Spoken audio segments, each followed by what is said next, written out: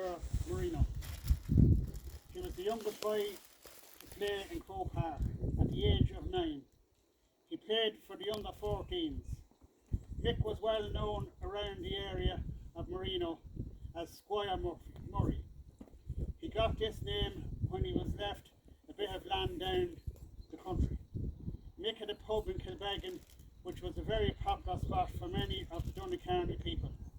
He had a great interest in all sports.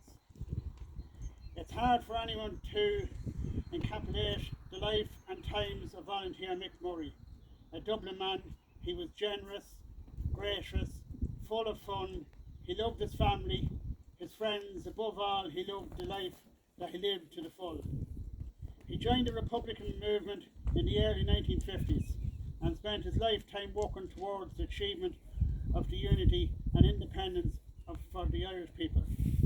A huge man, he was jailed for his Republican beliefs in the early 60s and 70s. Captured in Birmingham in November 1974, he sat in complete silence throughout his trial, refusing to plead or take part in the proceedings. Sentenced to 12 years imprisonment, he was described by the trial judge as having all the demeanour of a soldier and commended him for his behaviour and manner. As an Irish felon, he served most of his sentence in solitary confinement and taken part in the blanket protest for political status. Excluded from England on his release, he immediately resumed his place in the ranks of Ugly Naharan. He worked for a time as a driver in a public and became well known to Republicans throughout the 26 counties. He pushed himself relentlessly as if trying to make up for the time he spent in jail. His stroke while walking along the streets of his native Dublin shocked everyone.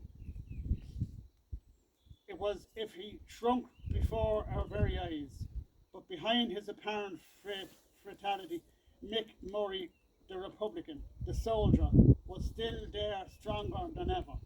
It's hard to believe that for a number of years Mick had been in bad health. He never complained. He seemed to always be in good form, enjoyed the crack and his few pints. He involves himself in any activity that would help move the struggle on. That is the Mick Murray we remember.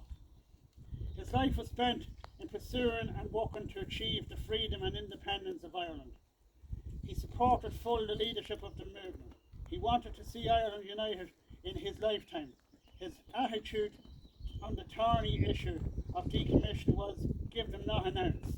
He had seen the movement going down that road in the 60s and leaving nationalists defenceless during the Loyalist pogrom of 68 and 69.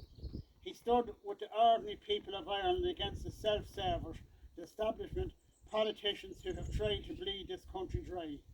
He opposed the partition of our country and fought his whole life to end the division.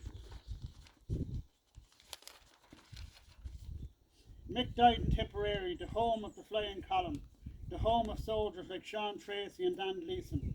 He was attending the welcome home of Ella O'Dwyer, a recently released prisoner, when he had a massive heart attack. It was a great night. Mick was in good form. He enjoyed the crack. He died surrounded by friends and comrades who will never forget him.